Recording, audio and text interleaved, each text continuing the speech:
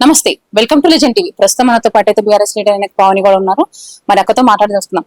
అక్క నమస్తే. అక్క నమస్తేరా. అక్క అసలు మీ గురించి నేను ఫస్ట్ అడగబోయింది ఏంటంటే, బీఆర్ఎస్ పార్టీ అన్న కేసీఆర్ గారు అన్న మీకు అంత అభిమానం ఎందుకు అక్క? అసలు కేసీఆర్ గారికి తెలంగాణ అంటే ఇష్టం. తెలంగాణ తీసుకొచ్చడమే అంటే చావు నోట్లో తలబెట్టి తెలంగాణ తీసుకొచ్చాడు. అందుకోసమే కేసీఆర్ గారు అంటే నాకు ఇష్టం. కేసీఆర్ గారికి రైతులంటే ఎక్కువ ఇష్టం. రైతుల కోసం ఎక్కడా లేని, ప్రపంచంలో ఎక్కడా లేని విప్లవాత్మకమైన మార్పులను, పథకాలను తీసుకొచ్చిండ్రు కాబట్టి కేసీఆర్ గారు అంటే ఎనలేని ఇష్టం, ప్రాణం కూడా. అయితే బీఆర్ఎస్ పార్టీ వీక్ అయ్యింది, కాంగ్రెస్ పార్టీ ఇంకా 10 ఏళ్ళు నడుస్తుంది, 10 ఏళ్ళు పాలన మేమే చేస్తామని పదే రేవంత్ రెడ్డి గారు అని అంటున్నారు. మరి దీనిపై ఏమంటారు మీరు? వీక్ అయింది అనేసి నొక్కి చెప్తున్నాడు అంటేనే కాంగ్రెసే వీక్ అయింది అన్నట్టు. బీఆర్ఎస్ పార్టీ సోషల్ మీడియా దాటికే తట్టుకుంటలేరు ఇంకా రేవంత్ రెడ్డి, కాంగ్రెస్ వాళ్ళు. ఇక బీఆర్ఎస్ దాటికి ఏం తట్టుకుంటారు? ఏవో ప్రజలు పాపం అలవి కాని హామీలను నమ్మి వాళ్ళను గద్దెనెక్కించినందుకు ఇప్పుడు 17 నెలలల్లా వాళ్ళు చేసింది ఒరిగింది ఏం లేదు తెలంగాణకు.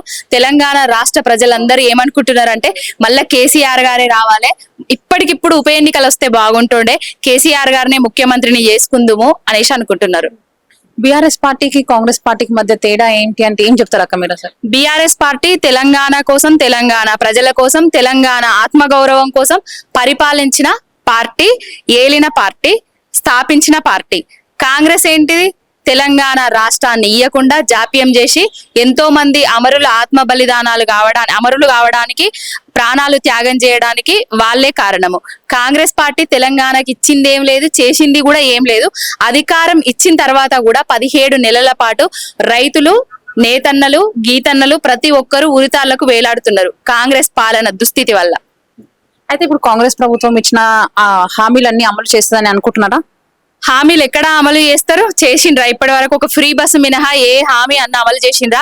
ఆడబిడ్డలను నిన్న మొన్న ఏదో చెప్తున్నాడు, సండే రోజు ఫండే పెట్టుకున్నట్టుగా 1 కోటి మంది మహిళలను కోటీశ్వర్లను చేస్తా అని చెప్పిండు. ముందుగా నువ్వు ఇచ్చిన హామీలను 2500 అయితే ఏదైతే ఉన్నదో ఆ హామీని నెరవేర్చు. తులం బంగారం ఆడబిడ్డలకు ఇస్తానో చూడు, అవి నెరవేర్చు. తర్వాత 1 కోటి మంది మహిళలను కోటీశ్వర్లను చేస్తూ. అయితే నిన్న కూడా రేవంత్ రెడ్డి గారు ఒక మీటింగ్ లో, సభలో ఒక మాట అన్నారు కదా, రైతుల కోసం నేను ఉచిత కరెంటు ఇవ్వబోతున్నాను, ఇంకా సోలార్ పవర్ అనేది కూడా నేను తీసుకొస్తున్నాను కొత్తగా అని కూడా చెప్పారు కదా. ఉచిత కరెంటు ఆల్రెడీ తెలంగాణ రాష్ట్రంలో రైతుల కోసం ఉంది, ఆ రైతులు వినియోగించుకుంటున్నారు. బాపు కేసీఆర్ గారు 10 ఏళ్లు కేసీఆర్ గారు తెలంగాణ రాష్ట్రంలో రైతులకు ప్రతి ఒక్క సంక్షేమ పథకాన్ని ప్రవేశపెట్టి రైతు బంద్ ఇచ్చిండు, రైతు బీమా ఇచ్చిండు, 24 గంటల కరెంట్ ఇచ్చిండు, కాళేశ్వరం ప్రాజెక్టు కట్టి 24 గంటల నీళ్ళు ఇచ్చిండు. రేవంత్ రెడ్డి ఏం చేస్తున్నాడు? కాళేశ్వరం ను ఎండబెట్టి ఇసుక దందాలు చేస్తున్నాడు. వాళ్ళు కమిషన్ల కోసం కకృతి పడేటోళ్ళు కాంగ్రెస్ వాళ్ళు. కమిషన్లు కాదు, రాష్ట్ర ప్రజల ప్రయోజనాలే ముఖ్యం అనుకొని పరిపాలించింది బాపు కేసీఆర్ గారు. మళ్ళా పాడిందే పాడరా పాసం వల్ల దాసిగా అన్నట్టు రేవంత్ రెడ్డి ఎప్పటి నుంచెల్లో తెలంగాణ రైతులకు ఉచిత కరెంట్ ఉన్నది, మళ్ళా నువ్వు వచ్చి ఇస్తా చేస్తా అనేది ఎక్కడి? సోలార్ పవర్ ప్లాంట్లను కేసీఆర్ గారు కూడా ప్రవేశపెట్టిండ్రు, చేసిండ్రు. వాటి గురించి మాట్లాడు. నువ్వేదో చేస్తా ఇస్తా అనే వాటి గురించి కాదు. నువ్వు ఫస్ట్ 24 గంటల కరెంట్ కాదు, నువ్వు ఫస్టులకు రైతు బంధు, అదే రైతు భరోసా ఇప్పుడు తీసుకుంటే 10,000, నేనొస్తే 15,000 అని చెప్పినావు. ఆ రైతు భరోసా పైసలు రైతులకి ఇయ్యి. రైతులకు కరెంట్ ఉంటే కాదు, నీళ్లుంటేనే రైతులు పంట పండించగలుగుతారు. నీళ్లే లేకుండా నువ్వు కరెంట్ ఇచ్చేం లాభం? మిడ్మానేర్ ఎండింది, ఎల్ఎండి ఎండింది, ప్రతి ఒక్క చెరువు ఎండింది, ప్రతి ఒక్క కుంట ఎండింది, ప్రతి ఒక్క రిజర్వాయర్ ఎండింది. నీళ్ళు ఎత్తిపోసే తెలివి లేక ఈ సన్నాసి దద్దమ్మ ముచ్చట్లను ఇప్పటికైనా మానుకోవాలని కోరుకుంటాను. తెలంగాణ ఉద్యమంలో కేటీఆర్ గారి పాత్ర ఏంటి అంటే మీరేం సమాధానం చెప్తారు? తెలంగాణ ఉద్యమంలో బాపు కేసీఆర్ అరుగుజాడల్లో కేటీఆర్ అన్న కూడా నడిచిండ్రు. ఒకప్పుడు కాంగ్రెస్ నేతల వైఫల్యం వల్ల సిరిసిల్ల ఉరిసిల్లగుండే, అదే ఉరిసిల్లాను సిరిసిల్ల సిరులసిల్ల చేసిండు మా రామన్న. ఒక విజన్ ఉన్న నాయకుడు ఒక కరువు నేలను, ఒక పీడిత ప్రాంతాన్ని పరిపాలిస్తే ఎట్లా విప్లవాత్మక మార్పులు తీసుకొస్తారో అలాంటి మార్పులను తీసుకొచ్చింది రామన్న. రామన్న గురించి మాట్లాడే నైతిక హక్కు, అర్హత కాంగ్రెస్ వాళ్ళకి ఎవరికి లేదు. అయితే కాంగ్రెస్ వచ్చాక నీటి కష్టాలు వచ్చాయని కదా కొన్ని మీరు వీడియోలు చేసి మరీ పెట్టారు. అసలు నిజంగానే అది వాస్తవం అంటారా? వాస్తవమే కదరా. నీటి కష్టాలు కాంగ్రెస్ వచ్చినాకనే వచ్చినాయి. నేను వీడియోలు తీసి పెడుతున్నా అంటే అక్కడ ఒక 100 మంది రైతులున్నా, 100 మంది మహిళలు, 100 మంది ఎవరన్నా ఉంటే, ప్రజలుంటే అడిగే తీస్తా. ఎందుకంటే మేము పోతుంటే హైదరాబాద్కి ఎప్పుడు వస్తుంటే మాకు ఎల్ఎండి ఉంటుండే, ఆ ఎల్ఎండిలా ఎప్పుడు ఎండిపోతూ లేదు కేసీఆర్ గారి పాలనలో. మిడ్మానేరు వెమ్లాడ పోతే మేము వెమ్లవాడ దగ్గర అదే కొదురుపాక బ్రిడ్జి దగ్గర కార్లు ఆపుకొని మరి గంగమ్మ ఉన్నది అనేసి రూపాయి బిల్లలు వేసిపోయేటోళ్ళము. ఇప్పుడు ఆ గంగమ్మను మాయం చేసి మొత్తం ఆ మిడుమానేరుకు ఎవరైతే రైతులు ఇండ్లు భూములు అన్ని ఇచ్చిండ్రో ఆ ఇండ్లను ఆ భూములను మొత్తం తేలి కనబడుతుంది. ఏ కాలంలో కూడా ఎండాకాలం కానివ్వండి, వర్షాకాలం కానివ్వండి, చలికాలం కానివ్వండి 365 రోజులు మిడుమానేర్ల 20 టీఎంసీల నీళ్లు ఉండేది. ఇప్పుడు 5 టీఎంసీల నీళ్లు మాత్రమే ఉన్నాయి. ఎల్ఎండిలో కూడా 5 టీఎంసీల నీళ్లు మాత్రమే ఉన్నాయి. ఆ నీళ్లు కేసీఆర్ గారు ఉన్నప్పుడు నీళ్లు ఎట్లున్నాయి, రేవంత్ రెడ్డి కాంగ్రెస్ వచ్చిన తర్వాత నీళ్ళు ఎట్లా మాయమైనాయి అంటే కాంగ్రెస్ కరువు, 2 కవల పిల్లలు. కాంగ్రెస్ ఎక్కడుంటే కరువు అక్కడ ఉంటది. నీళ్లున్నా ఎత్తిపోసే తెలివి లేక నేను మొన్ననే ఎక్కడికి మేడిగడ్డ కూడా పోయినా. రోజు 260 క్యూసెక్కుల నీళ్లు సముద్రం పాలవుతున్నాయి. కేసీఆర్ గారు గేట్లు పెట్టి ఆ సముద్రానికి పోకుండా నీళ్ళన్ని ఎత్తిపోసేటోడు. ఇప్పుడు వీళ్ళు ఏం చేస్తున్నారు, ఆ నీళ్ళని ఎత్తిపోయాక సముద్రం పాలు చేస్తూ రోజు ఇసుక దందా వేసి మొత్తం కమిషన్లు, ఎమ్మెల్యేలు, మంత్రులు అందరూ పైసలు దండుకుంటున్నారు. కేసీఆర్ గారు పాపం తెలియదు ఏంటంటే రైతులకు నీళ్ళు ఇస్తే ఏమొస్తుంది, ఇసుకని తీస్తే వాళ్ళకి పైసలు వస్తాయి, కాంగ్రెస్ వాళ్ళకు వాళ్ళ జేబులు నిండుతాయి. అందుకే తీసుకుంటున్నారు, నిండుకుంటున్నారు. అయితే కమిషన్ గురించి అన్నారు కాబట్టి ఒక మాట, రీసెంట్ గా మన కమిషన్ల గురించి అయితే మంత్రి కొండ సురేఖ గారు ఒక వ్యాఖ్యలు చేశారు. ఆ వ్యాఖ్యలు చాలా వైరల్ అవుతున్నాయి. మరి అది ఎంతవరకు అసలు కమిషన్ తోనే సాధ్యమవుతుందా ఏ పనైనా? ఇప్పుడు వాళ్ళే ఒప్పుకుంటున్నారు కదా, ఆ మంత్రే ఒప్పుకుంటుంది కదా, కమిషన్లతోటే ప్రభుత్వం నడుస్తున్నది. ఎక్కడైనా కూడా కమిషన్లు ఇవ్వడము నానవాయితే అనేసి ఆమె చెప్తున్నది. అంటే కాంగ్రెస్ కమిషన్లతోటి నడుస్తున్నది అనేసి ఒక మహిళా మంత్రి, కాంగ్రెస్ మంత్రి చెప్తుంది. ఇంకా ఏం చెప్తాం మనం, చెప్పండి వాళ్ళ పాలన గురించి.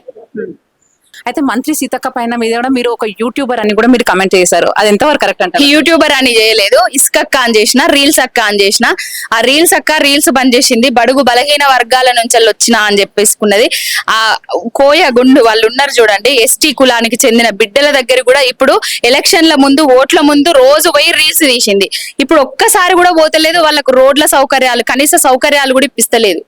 మొన్న ఏటూరు నాగారం అటు మేడారం పోయినప్పుడైతే రోడ్లు ఎంత దుస్థితిలో ఉన్నాయో, ఆమె ఇప్పుడు మంత్రి అయినా కూడా ఆ దుస్థితి మారతలేదు. మరి ఎందుకు మార్చలేదో, ఆమె ఇసుక దందాలు వాటి మీదనే వ్యాపారాల మీద పడ్డది కానీ ప్రజల మీద అయితే దృష్టి లేదు ఆమెకు. అయితే కవితక్క గారు రీసెంట్ గా బ్లాక్ బుక్ మొదలు పెడతాను, అధికారుల పేరు అన్ని రాసి పెట్టుకుంటాను అని కూడా ఒక ప్రెస్ మీట్ లో అన్నారు. అయితే మరి ఒకవేళ బీఆర్ఎస్ ప్రభుత్వం అధికారంలోకి వస్తే అంటే బ్లాక్ బుక్ మ్యాజిక్ అది దాంతోనే నడుస్తుందా ప్రభుత్వం? అంటే బీఆర్ఎస్ ప్రభుత్వం అధికారంలోకి వస్తే, అధికారంలోకి రేపు ఎప్పుడు ఎలక్షన్స్ పెట్టినా కూడా బీఆర్ఎస్ ప్రభుత్వమే అధికారంలోకి రాబోతుంది. తెలంగాణలో కేసీఆర్ గారు 3వ సారి ముఖ్యమంత్రి కాబోతున్నారు. ఏది వచ్చినా కూడా, ఏం చేసినా కూడా, ఇన్ని రోజులు అధికారులు కూడా ఒక రాజకీయ పార్టీకి తొత్తులుగా వ్యవహరిస్తున్నారు చూడు, వాళ్ళకైతే ఇంత కింద అనుభవించకైతే తప్పదని చెప్తున్నాం. కేసీఆర్ గారు మళ్ళీ రాజకీయంలో అంటే జాతీయ రాజకీయంలో రాజ్యం వెళ్తారని అనుకుంటున్నారా? తప్పకుండా జాతీయ రాజకీయాల్లో కేసీఆర్ గారు ఉంటే భారతదేశ పరిస్థితి వేరే విధంగా ఉండేది. 10 సంవత్సరాలు తెలంగాణ జీడీపీల నెంబర్ 1 ఉండేది. అన్నపూర్ణ నా తెలంగాణ అనేసి ధాన్య బండాగారం అనేసి చూపించిండు పాలించి. ఎవరైతే తెలంగాణోడికి పాలన శాత కాదన్నారో, ఆ తెలంగాణోడు పాలిస్తే ఏ విధంగా ఉంటుందో దేశానికే రోల్ మోడల్ గా దిక్సూచిగా చూపించింది బాపు కేసీఆర్ గారు. ఆయన లాంటి నాయకుడు భారతదేశంలో అంటే జాతీయ రాజకీయాల్లో ఉంటే ఇంకా బాగుండేది. 3వ సారి ముఖ్యమంత్రి గనక ఇక్కడ అయిపోయి ఉంటే మొన్న ఎలక్షన్లల్లో జాతీయ రాజకీయాల్లో మేము చక్రం తిప్పేటోళ్ళం. బీఆర్ఎస్ ప్రభుత్వం మాత్రమే తెలంగాణకు భరోసా అని కూడా కొంతమంది చెప్తున్నారు. మరి ఎంతవరకు వాస్తవం అంటారు? బీఆర్ఎస్ ప్రభుత్వమే ఎప్పటికైనా తెలంగాణకు శ్రీరామ రక్ష, తెలంగాణ ప్రజలకు శ్రీరామ రక్ష. ప్రజలు నమ్ముతున్నారు, ఎట్ ఏ టైము నాయకులు గాని వేరే పార్టీలో ఉన్న వాళ్ళు కూడా నమ్ముతున్నారు. అది అయితే కాంగ్రెస్ బీఆర్ఎస్ ఒకటని బీజేపీ బీఆర్ఎస్ పార్టీ ఒకటి అని కొన్ని ఇవి వార్తలు అయితే వినిపిస్తున్నాయి. అది ఎంతవరకు వాస్తవం? ఈ కాంగ్రెస్ వాళ్ళకును బీజేపీ వాళ్ళకు బీఆర్ఎస్ పేరు తీయండి, పూట గడవది, పొద్దు గడవది. ఎందుకంటే వాళ్ళు లైమ్ లైట్ లో ఉండకుండా మెయిన్ లైట్ లోకి రావాలంటే ఏం చేయాలి? బీజేపీ తోటి కుమ్మక్క అవుతుంది బీఆర్ఎస్ పార్టీ అనాలి, లేకపోతే కాంగ్రెస్ తోటి కుమ్మక్క అవుతుందని బీఆర్ఎస్ పార్టీ అని చెప్పాలి మమ్మల్ని అది చేయడానికి.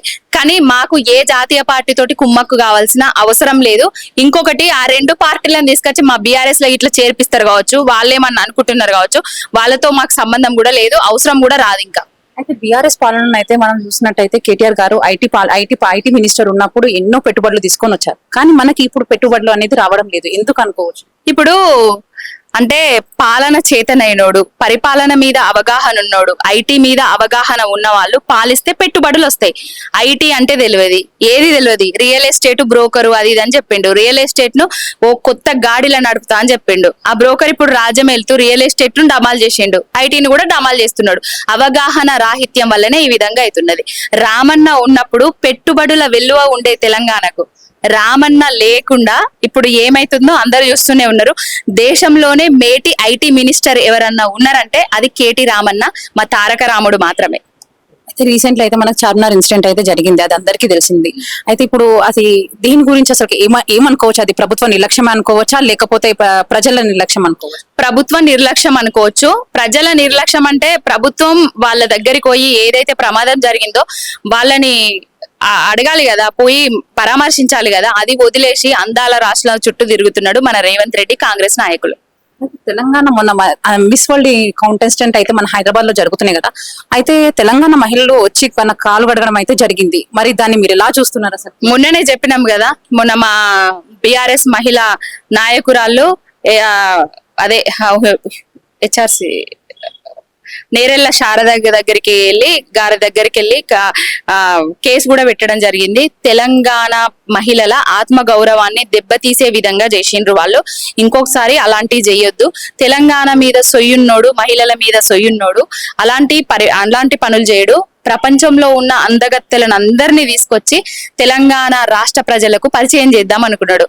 అదే అందగత్తెల సాక్షిగా ప్రపంచంలో ఉన్న అందగత్తెలకు కేసీఆర్ గారి ఆనవాళ్ళను పరిచయం చేసిండు. అంతే. మీకు రేవంత్ రెడ్డి గారు అంటే కోపమా? నాకెందుకు కోపం? ఆయనకు నాకు గెట్టు పంచాయతీ, భూముల పంచాయతీ అయితే లేదు. తెలంగాణ రాష్ట్రం అంటే ఇష్టం నాకు, తెలంగాణ అంటే ఇష్టం కాబట్టి ఆయన చేస్తున్న వైఫల్యాలను ఎత్తి చూపుతున్నా.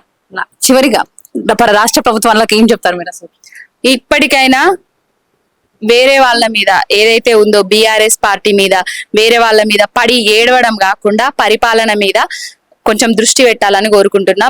మీకు అవకాశం ఇచ్చిండ్రు ప్రజలు, ఆ అవకాశాన్ని సద్వినియోగం చేసుకోండి. పరిపాలన గొప్పగా పరిపాలించి చూడండి. అయిపోతుంది.